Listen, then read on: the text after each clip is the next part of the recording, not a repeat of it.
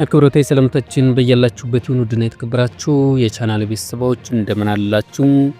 በዚህ ሰዓት መሰማትና መደመጥ ያለባቸውን አጫጭር ሰበር መረጃዎችን ወደ እናንተ አድርሳለሁ። ቻናሉን ሰብስክራይብ፣ ቪዲዮ ላይክ እያደረጋችሁ መረጃዎችን እንድትከታተሉ በአክብሮት ጋብዛለሁ። አሁን በቀጥታ ወደ መረጃው አልፋለሁ። አብራችሁን ቆዩ። የኤርትራ ኤምባሲ በዛሬው ዕለት መግለጫ ወጣ። ኢትዮጵያ የቀይ ባህር ባለቤት መሆን አለብኝ በሚል እየሄደችበት ያለው አካሄድ እጅግ አደገኛ መሆኑን በአሜሪካ የሚገኘው የኤርትራ ኤምባሲ ገልጿል። ኢትዮጵያ ከቅርብ ጊዜ ወዲህ በኤርትራ ላይ እያደረገችው ያለው ዘመቻ ቀጠናውን ወደ አደገኛ ጦርነት የሚያስገባ በመሆኑ ዓለም አቀፍ ማህበረሰብና ሚዲያዎች ትኩረት እንዲሰጡ ጠይቋል። ኢትዮጵያ እየሄደችበት ያለው አቅጣጫም የሀገራትን የድንበር ሕግ የጣሰ ነው ብሏል። ዓለም አቀፋዊ ሕጎች ኤርትራ ላይ ተፈጻሚ መሆን አለባቸው፣ ችላ ሊባል አይገባም ብሏል። ኢትዮጵያ የባህር በር ይገባኛል ጥያቄዋን በዲፕሎማሲያዊና በሁለትዮሻዊ ስምምነት ከማግኘት ይልቅ ኃይልን በመጠቀም የባህር በር ለማግኘት የኤርትራን ሉዓላዊነት ለመጣስ እያሰበች ይመስላል ብሏል። ወደ ቀጣዩ መረጃችን ስናልፍ የምስራቅ አፍሪካዊቷ ኢትዮጵያ ከዚህ በኋላም የራሴን ብር ራሴ ያትማለሁ በማለት አስታወቀች። በቅርቡ በይፋ እንደምትጀምርም ታውቋል። እንደሚታወቀው ከዚህ በፊት የሚያስፈልጋትን ብር የምታሳትመው ከፍተኛ ወጪ እያወጣች በዶላር እየከፈለች በውጭ ሀገር እንደሆነ ይታወቃል። አሁን ግን በጠቅላይ ሚኒስትር አብይ አህመድ ሐሳብ ይህ ነገር መቆም እንዳለበትና በሁሉም ረገድ ራሳችንን ችለን መስራት እንዳለብን አሳውቀዋል። የእሳቸውም ህልም በሀገሪቱ በሁሉም ዘርፍ ወደ ላቀ ደረጃ ማሸጋገር ነው። ቀጣዩ የኢትዮጵያ ብር ኖት ላይ መላው ኢትዮጵያውያን ተረባርቦ የሰራው የህዳሴ ግድብ እንደሚጨመርበትም ታውቋል። የህወሓትን መንገድ መከተል የበለጠ ጥፋት ያስከትላል ሲሉ ኮሎኔል ደመቀ ዘውዱ ማስጠንቀቂያ ሰጡ። የጥምቀት በዓል በወልቃይት ዞን በተከዜ ወንዝ ዳርቻ ተከብሯል። በዚህም ክብረ በዓል ላይ ኮሎኔል ደመቀ ዘውዱ ተገኝተው ንግግር ያደረጉ ሲሆን ማሳሰቢያና ማስጠንቀቂያ ያዘለ መልእክቶችንም አስተላልፈዋል። ያለፉትን 27 የህወሓት ስልጣን ዘመን የቅኝት ግዛት ነበር ሲሉ ገልጸው በህወሓት አስተዳደር ወቅትም የወልቃይትን ህዝብ ሃይማኖታዊ በዓሉን በፈለገው ቋንቋና ባህል እንዳያከብር ነጻነት ተነፍቆት ቆይቶ ነበር ሲሉ አስታውቀዋል። አንድ በመሆናችን በመተባበራችን ነጻነታችን አውጀን አማራዊ ማንነታችን አስከብረን በፈለግነው ቋንቋ አለባበስና ባህል አደባባይ በዓልን ለማክበር በቅተናል ሲሉ ተደምጠዋል። የወልቃይት ጠገዴ ህዝብ አማራዊ ማንነቱ በህግ አግባብ ለማጽናት እየሰራ ነው ሲሉ ቀጥለው ዛሬም እንደ ትናንቱ አንድነታችንን አጠናክረን ልንቀጥል ይገባል ብለዋል።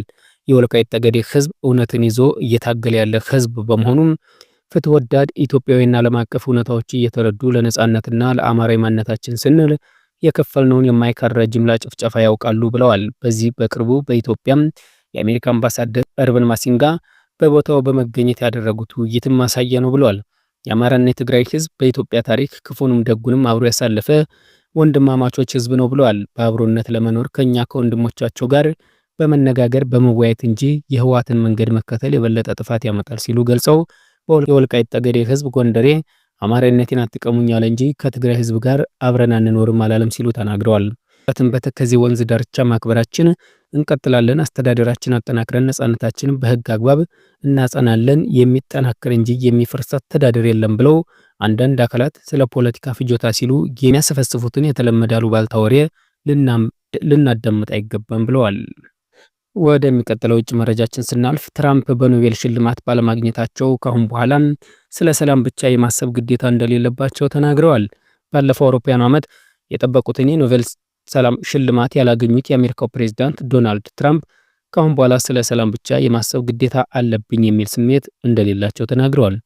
ትራምፕ ለኖርዌይ ጠቅላይ ሚኒስትር ዮናስ ጋር ስቶሪ በላኩት መልእክት ሽልማቱን ላለማግኘታቸው አገሪቱን ተጠያቂ አድርገዋል። ጠቅላይ ሚኒስትር ስቶሪ በበኩላቸው ለትራምፕ በሰጡት ምላሽ የኖቤል ሽልማቱን የሚሰጠው ራሱን የቻለ ኮሚቴ እንጂ የኖርዌይ መንግስት እንዳልሆነ አስረድተዋል። ባለፈው ጥቅምት ላይ የተካሄደው 2025 ኖቤል ሽልማት በሰላም ዘርፍ ያሸነፉም የቬንዙዌላ ተቃዋሚ መሪ ማሪና ኮሪና ማቻዶ ናቸው። በተጨማሪም ትራምፕ በዚህ መልእክታቸው አሜሪካ የዴንማርክ ግዛት የሆነችውን ከፊል ራስ ገዟን ግሪንላንድ ላይ ሙሉና አጠቃላይ ቁጥጥር እንደሚያስፈልጋት ተናግረዋል። የኔቶ አባል የሆነችው ዴንማርክ የአሜሪካ መከላከያ ተጠማሪና ከፍተኛ ተጽዕኖ ያላት ሀገር ነች።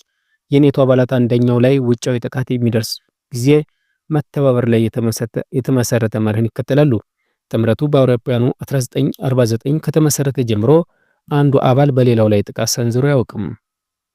ዴንማርክ አሜሪካ ግሪንላንድ ላይ ወታደራዊ እርምጃ የምትወስድ ከሆነ የኔቶ መጨረሻ እንደሚሆን አስጠንቅቃለች።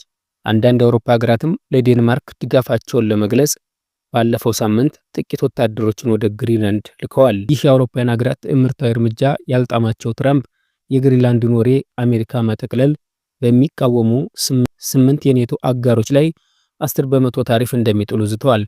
ከመጪው የካቲት ጀምሮ ተግባራዊ የሚያደርጉት ታሪፍ ሰኔ ላይ ወደ 25% እንደሚያሳድጉትም አስጠንቅቀዋል። በኖርዌይ ጠቅላይ ሚኒስትር በራሳቸውና በፊንላንድ ፕሬዝዳንት አሌክሳንደር ስቶቭስም ወደ ትራምፕ መልእክት የላኩት ይህ ውጥረት በተካረረበት ወቅት ነው። ሁለቱም የአውሮፓ መሪዎች ሁላችንም ይህን ለማብረድና ለማርገብ መስራት አለብን፣ አብረን መቆም ባለብን በዚህ ጊዜ በዙሪያችን ብዙ ነገር እየተፈጠረ ነው ብሏል። ትራምፕ ለዚህ በሰጡት ምላሽም ከ8 በላይ ጦርነቶችን አስቆሜ አገራችሁ በኖቤል የሰላም ሽልማት ላለመስጠት በመወሰኗ ካሁን በኋላ ስለ ሰላም ብቻ የማሰብ ግዴታ የለብኝም፣ ምንም እንኳን ሰላም ሁሌም ትልቅ ቦታ የሚይዝ ቢሆንም አሁን ለአሜሪካ የሚበጀውና ተገቢውን ነገር አስባለሁ ሲሉ ጽፈዋል። ዴንማርክ ግሪንላንድ ከሩሲያ ወይም ከቻይና መካከል እንደማትችል የተናገሩት ፕሬዝዳንቱም ዴንማርክ ለምን የግሪንላንድ ባለቤትነት መብት ሊኖራት ቻለ? ምንም አይነት የጽሑፍ ሰነድ የለም። ከመቶ ዓመታት በፊት ጀልባ እዚያ ስላረፈ ብቻ ነው እዚያው ጀልባዎች ነበሩን ሲሉ ጠይቀዋል። ኔቶ ከምስረታው ጀምሮ ማንም ሰው ካደረገለት በላይ አድርጌለታለሁ። አሁን ኔቶ ለአሜሪካ አንድ ነገር ማድረግ አለበትም ብለዋል።